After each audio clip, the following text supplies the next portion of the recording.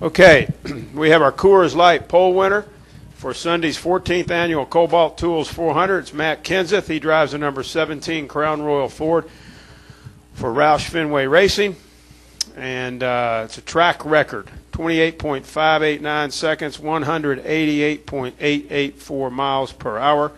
This is his 5th NASCAR Sprint Cup Series pole. Last pole, Darlington, May 9, 2009. Congratulations, Matt. You were fast in practice, fast for the pole qualifying, and your thoughts now as you get set for Sunday's race.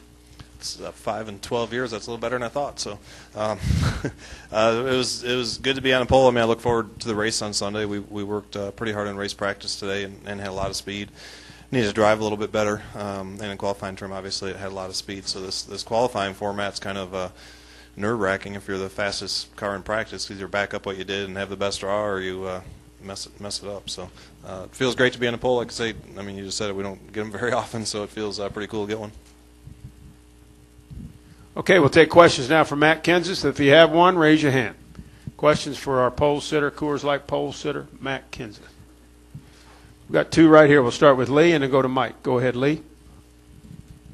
Lee Spencer, Fox Sports. Matt, where have you seen the largest gains by the Roush Fords on the intermediate tracks? I mean, you guys really picked up at the end of last year, but I think kind of looked at Michigan as a turning point last season. You know, where do you start seeing the change?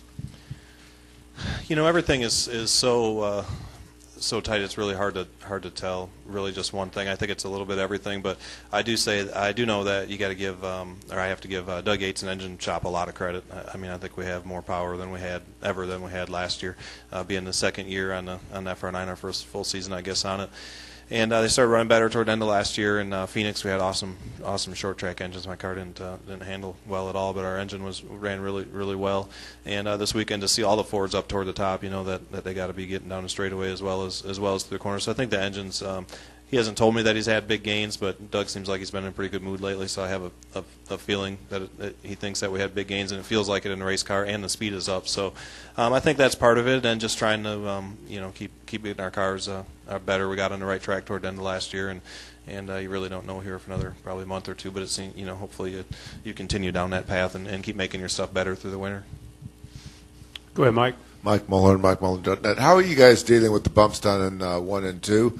How do you want to handle those things during the race? I went around them today. I mean, I haven't really been through them yet. So I mean, they're bumpy and they're there, and you got to deal with them. You know, especially in a race when you got to race around other cars and stuff. It's pretty rough down there. But 3 and 4 seems to be pretty smooth, and you really got to work on your front springs and shocks and bump stops and all sway bar and all that stuff to get the front end to go through them good. Other questions from Matt? Bob?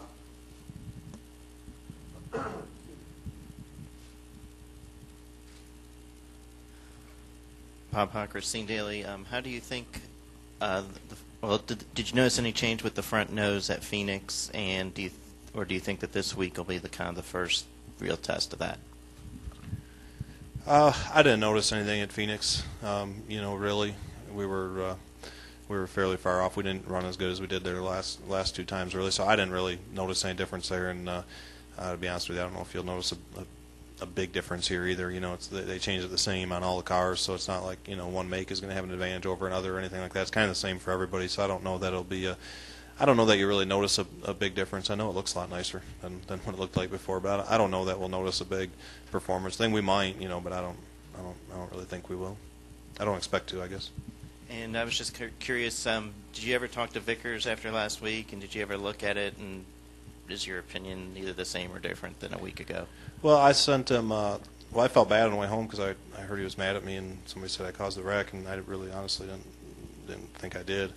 And I was, obviously it was a big wreck. Nobody wants it to be their fault, obviously, and you're gonna, when you wreck, you're gonna say things that maybe you're not too sure on or whatever. But I sent him a text like we all do these days instead of talking, and never heard back from him. So I really honestly figured after I went home and watched the clip on NASCAR.com that I would have got an apology, and never did. So that's okay. I mean, I don't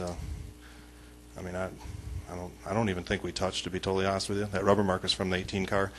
way earlier in the race, and if we did touch, I mean, you could kick a car harder than that, and I don't really feel like I did anything wrong there. So. Any other questions for Matt? Okay, Matt, congratulations on winning the Coors Light pole for Sunday, and good luck. Thanks a lot. Appreciate it.